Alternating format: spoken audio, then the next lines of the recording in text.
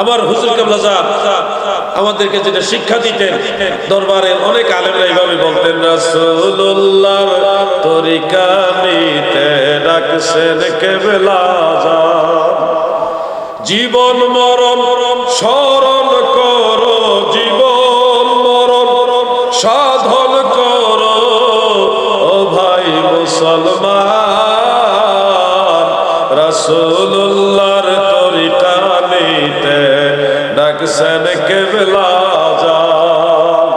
মুর্শিদ ধরার ব্যাপারে আমাদের অনেক ভাইদের অনেক ধরনের কৌতূহল, পীর লাগবে কেন, পীর ধরার প্রয়োজন কি, এই ধরনের কৌতূহল কিন্তু অনেক মানুষের মনের মধ্যে বিচরণ করে যে পীর লাগবে কেন। আমরা কোরআন হাদিস পড়ে সরাসরি কোরআনের উপর আমল করব, সরাসরি হাদিসের উপর আমল করব, পীর লাগবে কেন, এই প্রশ্নটা যাদের মনের মধ্যে ঘুরপাক খায়, শোনো হে যুবক, শোনো হে ভাই আমার, আপনি যদি ডাক্তার হতে চান, আপনি যদি ডাক্তার হতে চান, আপনি যদি ডাক্তার হতে চান, তাহলে নিশ্চয়ই আপনার মেডিকেল কলেজে ভর্তি হওয়া লাগবে, একটা নিয়মতান্ত্রিক পদ্ধতিতে ক্লাস করতে হবে, সুনির্দিষ্ট সময় কাল ব্যাপী আপনাকে এই মেডিকেল কলেজে অধ্যয়ন করতে হবে।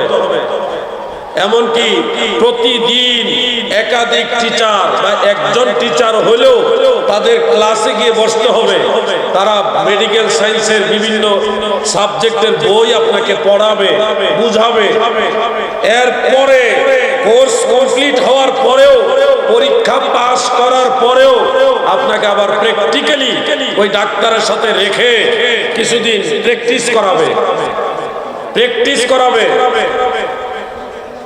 এখন আপনি যদি বলেন আমি ডাক্তার হব, তাহলে আমাকে মেডিকেল কলেজে যেতে হবে কেন? আমি ডাক্তার হব, আমি ডাক্তারের ক্লাসে গিয়ে বছরের পর বছর পড়তে হবে কেন? আমি ডাক্তার হব, আমাকে 4 বছর 5 বছর বা এই কত বছর ক্লাস করে পাস করতে হবে কেন? আমি ডাক্তার হব, পাস করার পরে আবার প্র্যাকটিস করতে হবে কেন? এই প্রশ্নগুলি যেমন অযৌক্তিক, অগ্রহণযোগ্য, ঠিক তেমনি ভাবে কেউ যদি আল্লাহ ওয়ালা হতে চায়, আল্লাহর ওলি হতে চায়, তার জন্য একজন আল্লাহর ওলির কাছে গিয়ে ভর্তি হতে হবে, বায়াত গ্রহণ করতে হবে, তার সহবতে বসতে হবে, তার কথা শুনতে হবে। প্র্যাকটিক্যালি সে আপনাকে আল্লাহ রাসূল পাওয়ার জন্য যা শিক্ষা দরকার, যা দীক্ষা দেওয়া দরকার, সেই শিক্ষা এবং দীক্ষা একজন মুর্শিদে কামিল আপনাকে দিবে। কথা ঠিক না বেঠে? আপনি যদি বলেন আমি একজন ব্যারিস্টার হব, একজন জজ হব, একজন জাস্টিস হব, তাহলে হবেন এই আশাও করছেন। আর যদি পাল্টাই প্রশ্ন করেন আমি কেন LLB পাস করতে হবে, আমি কেন গিয়ে ইউনিভার্সিটিতে পড়তে হবে, ভার্সিটিতে পড়তে হবে, আমাকে কেন পাস করতে হবে, আমাকে কেন গিয়ে ক্লাস করতে হবে, বই পুস্তক ওখানে গিয়ে পড়তে হবে কেন? আমি মেডিকেল সায়েন্সের বই কিনে পড়ে নিব, সরাসরি আমি নিজে পড়ে নিব। আমি ব্যারিস্টারি লাইনের যে পুস্তকাদি রয়েছে আমি সরাসরি গুলি পড়ে নিব, আমি ব্যারিস্টার হয়ে যাব, জাস্টিস হয়ে যাব। আপনি যদি এরকম চান তাহলে আপনি কি ব্যারিস্টার বা জাস্টিস হতে পারবেন কোনোদিন? এই জন্য আপনাকে বুঝতে হবে শরীয়ত, তরিকত, হাকিকত, মারিফত, ইসলামের জাহিরি এবং বাতিনি, এই 2 ধরনের বিদ্যা অর্জন করার জন্য যারা এই বিদ্যায় বিদ্বান রয়েছেন, এই জ্ঞানে যারা জ্ঞানী রয়েছেন, সেই মহান আল্লাহর ওলি যারা, মুর্শিদে কামিল যারা, তাদের কাছে যেতে হবে, বসতে হবে, শুনতে হবে, দর্শ নিতে হবে, বছরের পর বছর তাদের কাছে আসা যাওয়া করতে হবে, সহবত নিতে হবে। একটা সময় সেই মুর্শিদে কামিল বলবে আমার এই মুরিদ, আমার এই শাগরিদ, সে পরিপূর্ণতা হাসিল করেছে, যাও বাবা তুমি হেদায়েতের কাজ করো, মানুষকে হেদায়েতের পথে ডাকো। এই যে সিস্টেমটা আপনার জাগতিক সিস্টেমের সাথে ম্যাচিং করলে দেখা যায় আল্লাহর ওলির দরবারে যাওয়ার দরকার। সরাসরি কোরআন পড়ে আমি আমল করব, পীরের কাছে যাব কেন? সরাসরি হাদিস পড়ে আমি আমল করব, পীরের কাছে যাব কেন?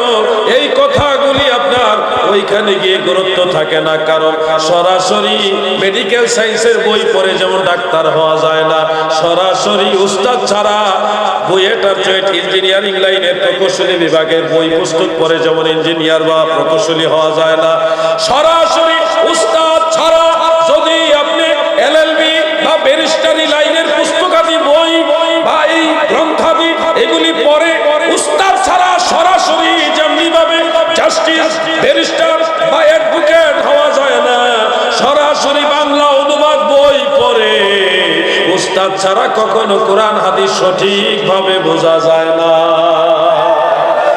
শায়ের বলেন, তোমার জন্যই বানায় আছে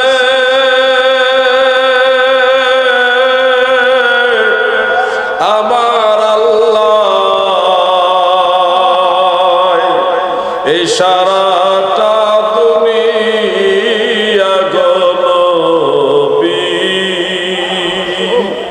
নবী, তুমি ইমামুল আম্বিয়া, নবী তুমি খাতামুল আম্বিয়া।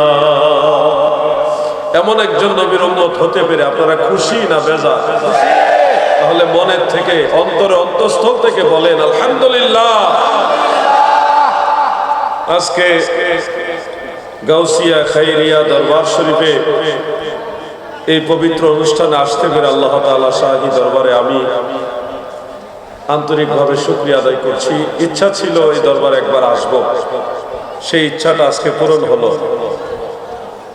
ওলি আল্লাহদের দরবারে গেলে যারা ওলি প্রেমিক তাদের আত্মার খোরাক মিলে।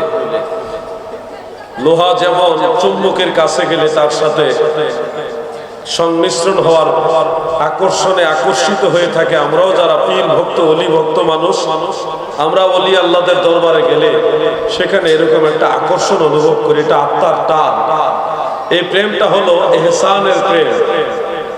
কারণ আল্লাহ তাআলা কুরআনুল কারীমের মধ্যে ইরশাদ করেছেন, ইন্না রাহমাতাল্লাহি কারীবুন মিনাল মুহসিনিন, নিশ্চয় আল্লাহ তাআলার খাস রহমত মুহসিন বান্দা যারা তাদের নিকটবর্তী।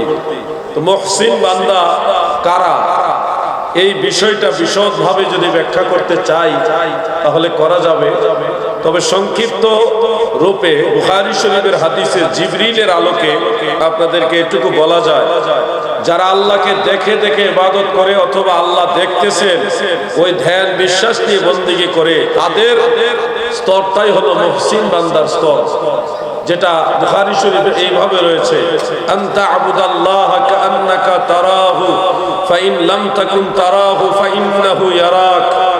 এমন ভাবে আল্লাহর বন্দেগী করো যেন তাকে দেখতেছো, যদি নাও দেখো ওই বিশ্বাস ধ্যান অন্তরে রাখো যে তিনি তোমাকে দেখতেছে।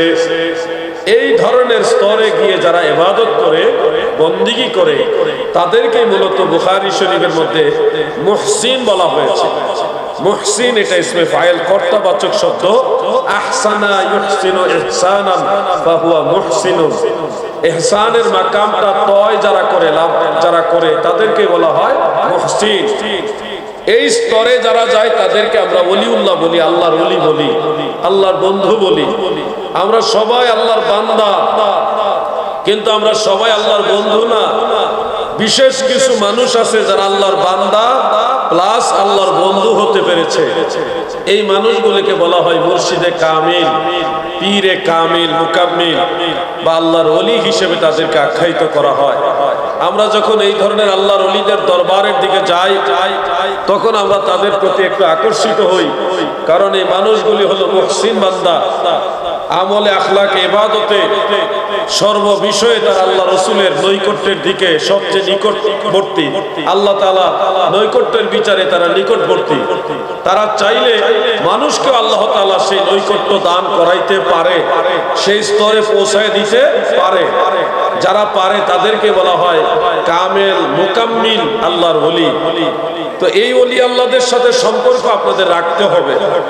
যারা এসছেন নিশ্চয়ই আপনারা ওলি আল্লাহদের সাথে সম্পর্ক রাখেন বিধায় আসছেন, কিন্তু অনেকে আবার এই দরবারে বা বিভিন্ন দরবারে যায়, সেখানে তদন্ত করার জন্য, বিশ্লেষণ করার জন্য, জানার জন্য, বোঝার জন্যও যায়। অনেক হায়ার এডুকেটেড পারসন তারাও কিন্তু তাসাউফের জগৎটা বুঝতে চায়, পীর মুরিদের এই জগৎটা জানতে চায়। এই জন্য আপনারা এই দরবারে এসেছেন বিধায় মনে করবেন না সবাই দরবারের লোক। এই দরবারেও বহু লোক থাকতে পারে যারা এই দরবারকে বুঝার জন্য এসেছে। তো ওই মানুষগুলি হেদায়েতের প্রত্যাশী, আল্লাহ তাদেরকে ওলি আল্লাহদের এই পথে কবুল করে, বলে না আমিন। ভিন্ন মতাবলম্বী অনেকে মনে করেন যে আল্লাহর ধর্ম একটা ইসলাম, ইন্নাদ-দীনা ইনদাল্লাহিল ইসলাম, ধর্ম একটা ইসলাম। মনোনীত ধর্ম কয়টা? একটা ইসলাম। সেই এক ধর্ম ইসলামের মধ্যে এত তরিকা কেন? কাদরি একটা, চিশতি আরেকটা, নকশবন্দি আরেকটা, মুজাদ্দিদি আরেকটা, সাবরি একটা, ওয়াইসি আরেকটা, এত তরিকা কেন? এই প্রশ্নগুলি তাদের মনের মধ্যে ঘুরপাক খায়। আমি আজকে এই বিষয়টা ক্লিয়ার ভাবে বলতে চাই। তরিকতের জগতে সুলুককে কেন্দ্র করে যদিও একাধিক তরিকা হয়েছে, সুলুক মানে কর্ম পদ্ধতি, আমল করার পদ্ধতির ভিন্নতা, এটাকে বলা হয় সুলুক। এই সুলুক শব্দ থেকে আসছে মাসলাক। কেউ মাসলাকে কাদরি, কেউ মাসলাকে চিশতি, কেউ মাসলাকে নকশবন্দি, কেউ মাসলাকে মুজাদ্দিদি, কেউ মাসলাকে আলা হযরত, বিভিন্ন ভাবে মাসলাকে বিন্যস্ত রয়েছে। এই মাসলাক কখনো আকীদা কেন্দ্রিক নয়, এটা সুলুক কেন্দ্রিক। আমল, তরিকতের বা শরীয়তের আমলগুলি যে একটা সুন্দর পদ্ধতি, বিন্যাস বা সিলেবাস আলাদা, ওজিফা দিয়ে ভিন্নকরণ করা হয়েছে, একটু ভিন্নতা এসছে, এটাকে বলা হয় তরিকা বা সুলুক থেকে মাসলাক। সালাকা ইয়াসলুকু সালকান আও সুলুকান ফাহুয়া সালিকুন, নাসারা ইয়ানসুরু নাসরান ফাহুয়া নাসিরুন। নাসারা ইয়ানসুর গর্দানে এখানে গিয়ে মাসলাকুন, এটা হলো ইসমে জরফ, মাসলাকুন। এই যে মাসলাকটা আসছে মূলত কর্ম পদ্ধতির ভিন্নতার কারণে। যেমন কাদরিয়া তরিকার আমল যেরকম, চিশতিয়া তরিকার আমল একটু ভিন্ন রকম, নকশবন্দিয়া মুজাদ্দিদিয়া তরিকার আমল একটু ভিন্ন রকম। প্রত্যেকটা আমলই কোরআন হাদিস থেকে বের করা, এগুলি কোরআন সুন্নাহর বিরোধী নয়। এই যে আমলের ভিন্নতা, কর্ম পদ্ধতি, এটার ভিন্নতার কারণেই সুলুককে কেন্দ্র করে, আমলের কর্ম বিন্যাসকে কেন্দ্র করে ভিন্নতার কারণে তরিকা আলাদা হয়েছে। কিন্তু তরিকা 4টা 5টা 10টা 20টা যাই হোক, এই সব তরিকা আকীদার দৃষ্টিতে এক। আপনি যদি নজর করেন, হানাফি, শাফিঈ, হাম্বলি, মালিকি 4 মাযহাব। মাযহাব ফিকহি দৃষ্টিতে 4টা হলেও এখানে কিন্তু আকীদাগতভাবে কোনো 4 না। আকীদাগতভাবে হানাফি, শাফিঈ, হাম্বলি, মালিকি 4 মাযহাবই এক। এজন্যে 4 মাযহাবের মধ্যে যদিও আমলের ভিন্নতা আছে, কিন্তু আকীদাগতভাবে 4 মাযহাবই হকের উপর আছে বলা হয়, এবং ফিকহি মাসালার দৃষ্টিতে তাদেরকে বাতিল বলার কোনো সুযোগ নেই। তো তরিকতেরই ভিন্নতা আসছে হলো সুলুক বা কর্ম পদ্ধতির ভিন্নতার কারণে।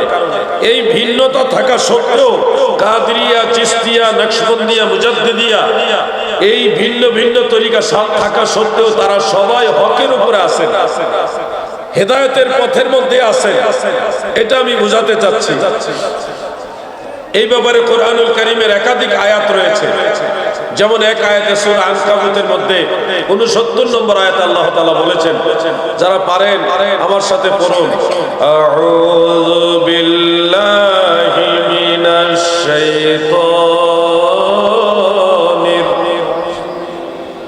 বিসমিল্লাহির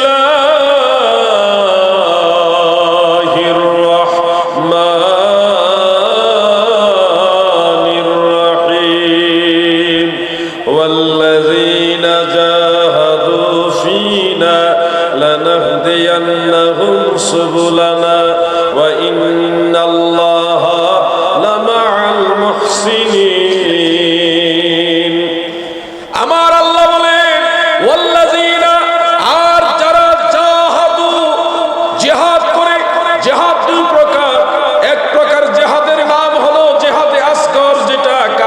সাথে সবর যুদ্ধে উন্নীত হওয়া, সরাসরি জিহাদ করা, অস্ত্র যুদ্ধ করা, ইসলামকে টিকায় রাখার জন্য ইসলামের শত্রুদের সাথে যুদ্ধ করা, এটাকে বলা হয় জিহাদে আসগার। আর আরেকটা জিহাদ আছে জিহাদে আকবার, আত্মার সাথে জিহাদ করা, তাজকিয়ে নফস করা, নফসের সাথে জিহাদ করা, এটাকে আল্লাহ রাসূল বলেছে জিহাদে আকবর।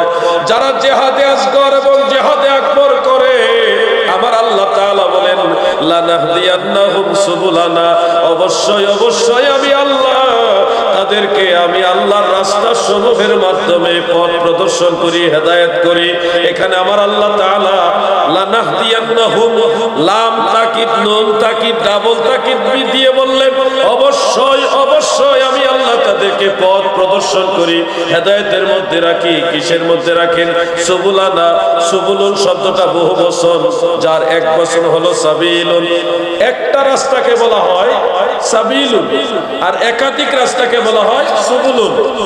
এখানে আল্লাহ তাআলা সাবিলুন শব্দ ব্যবহার করেননি, মানে শুধু একটা রাস্তার কথা বলেনি। হেদায়েতের পথে থাকার জন্য আল্লাহ তাআলা হেদায়েতের মধ্যে রাখবেন শুধু একটা তরিকায়, একটা রাস্তায়, ওটা বলেনি। আল্লাহ তাআলা বললেন যারা জিহাদ করে আমি আল্লাহর রাস্তায়, তাদেরকে আমি আল্লাহর অনেক রাস্তা, একাধিক রাস্তা, তরিকার মাধ্যমে, সাবিলের মাধ্যমে, একাধিক রাস্তার মাধ্যমে আমি আল্লাহ হেদায়েতের পথে রাখি। সুবহানাল্লাহ বলেন।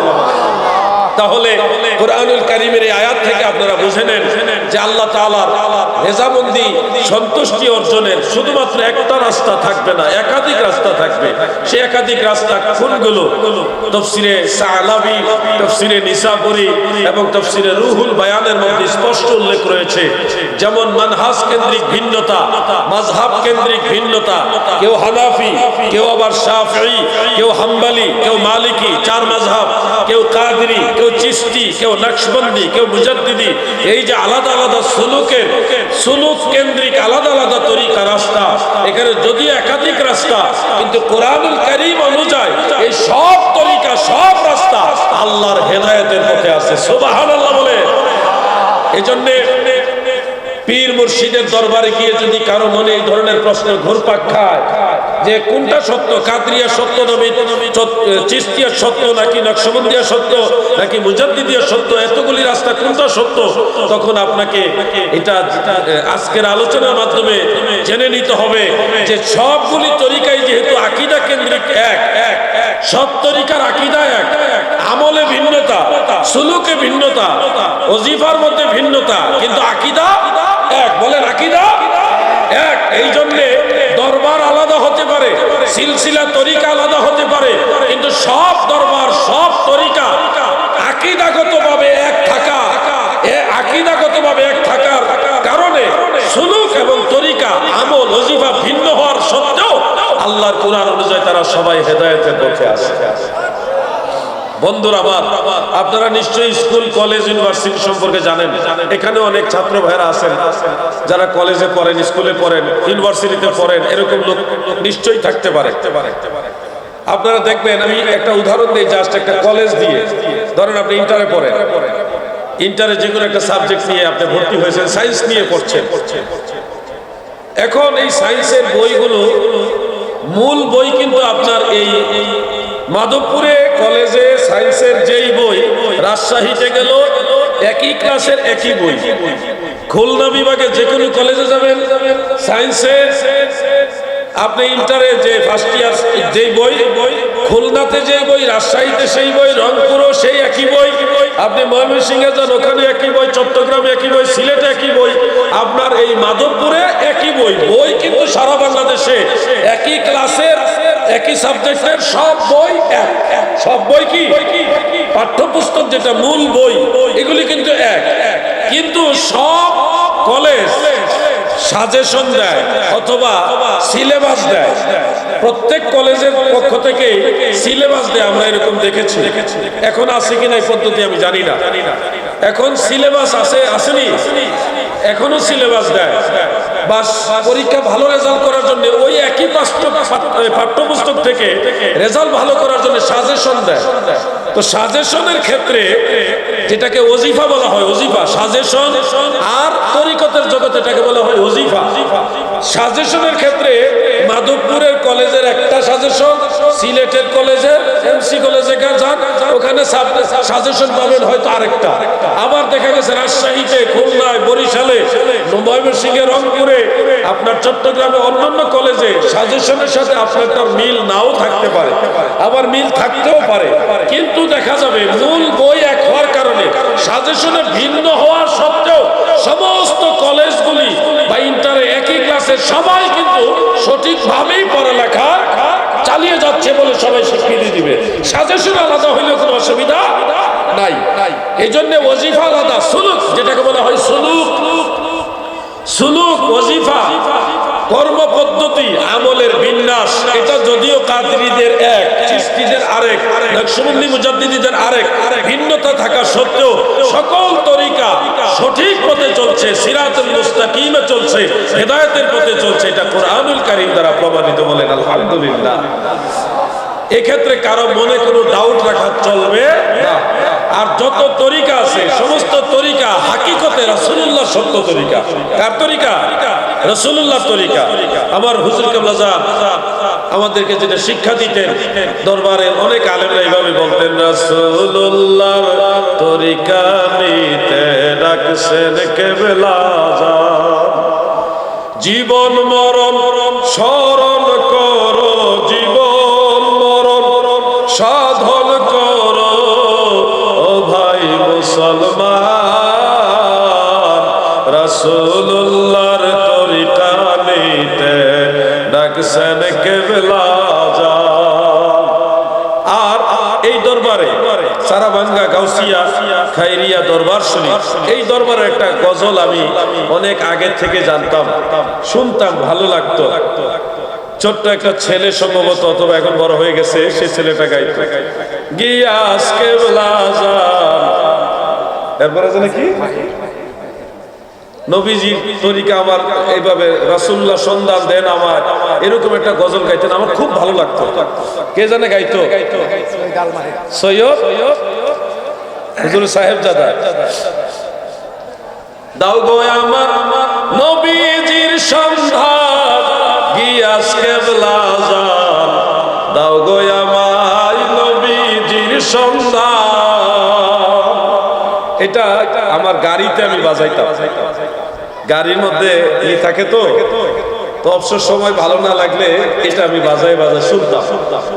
ওই দিন থেকে আমার মনে একটা আশা যে আমি চারাভাঙ্গা দরবার একদিন যাব। আলহামদুলিল্লাহ আজকে আসলাম, এটা একটা মনের তৃপ্তি যে আসতে পারলাম। ওলি আল্লাহর মদিনাওয়ালার সন্ধান দিতে পারে কি পারে না? সবান খুলে বলেন, পারে কি পারে না? আল্লাহর ওলিরা পারে বিদায় তো ওনাদেরকে মুর্শিদ বলা হয়। মুর্শিদ মানে পথ প্রদর্শক, আরশাদা ইরশিদু ইরশাদান ফাহুয়া মুরশিদুন, যিনি আপনাকে রাসূলের তরিকা দেখাইতে পারবে, রাসূল সাল্লাল্লাহু আলাইহি সাল্লামকে আপনার লাভ করাই দিতে পারবে, আল্লাহর সান্নিধ্য লাভ করাইবে, আল্লাহ তাআলার রেজামন্দি লাভ করাই দিতে পারবে, তিনাকে বলা হয় মুর্শিদ। এইজন্যই সেই ছেলে তিনি বলেছিলেন, দাও গো আমায় নবীজির সন্ধান, গিয়াস কেবলা জান, দাও গো আমায় নবীজির সন্ধান। প্রত্যেক তরিকাপন্থীরা যার যার মুর্শিদের মাধ্যমে রাসূল পাক সাল্লাল্লাহু আলাইহি সাল্লামের সন্ধান বা রাসূল পাকের রেজামন্দি লাভ করা সম্ভব। আপনারা ওলি আল্লাহ মানেন তো? সবাই সবাই বলেন মানেন। ওলি আল্লাহ যারা মানেন নিশ্চয়ই তারা কোনো এক সময় মদিনাওয়ালার দিদার পাবেন, আল্লাহ রাসূলের সন্ধান পাবেন। মদিনাওয়ালা আপনাকে নেওয়ার জন্য, আপনাকে তরাইবার জন্য উদ্গ্রীব, কিন্তু আপনি তো আল্লাহ রাসূলকে ওই রকম মনে রাখেন না। পৃথিবীতে একজন মা তার সন্তানকে যতটুকু মনে রাখে, এর চেয়ে হাজার কোটি অগণিত গুণ বেশি আল্লাহ রাসূল আপনাকে মনে রাখে। সুবহানাল্লাহ বলে। বলছে রাতের ঘাটে নবী থাকিবেন দাঁড়াইয়া, এই পাপী তাপী উম্মতের গো নবী নিবানি তরায়া গো নবী, দয়াল নবী তুমি গুণময়, দয়াল নবী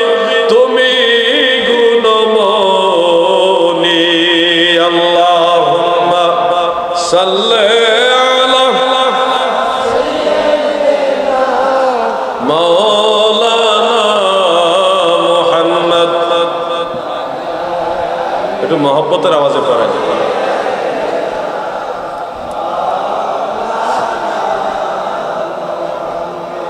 যে মই যাসে ইশকে নবী কি বাত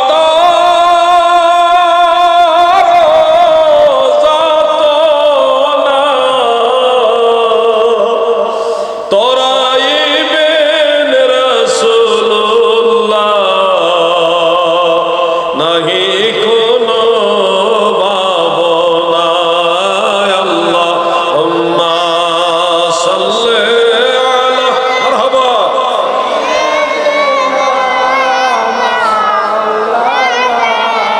মুহাম্মদ ওয়া আলা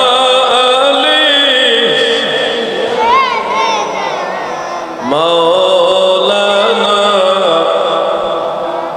প্রিয় ভাইরা, মুর্শিদে কামিল যিনি, তিনি কিন্তু আল্লাহ এবং আল্লাহ রসুলকে রাজি খুশি করার পথ সম্পর্কে জ্ঞাত আছেন, অবগত আছেন। এই জন্যই মানুষকে ওনারা দেখান যে তোমরা এইভাবে চলো, এইভাবে মদিনাওয়ালাকে পাওয়া যায়, এইভাবে আল্লাহ রসুলের শাফাত পাওয়া যায়। এই যে বলে দেওয়ার হাকিকতটাই হলো ওনারা এই রাস্তাটা সম্পর্কে জানে, ওনারা এই রাস্তা সম্পর্কে কি জানে। এই জন্য ওনাদেরকে বলা হয় মুর্শিদ।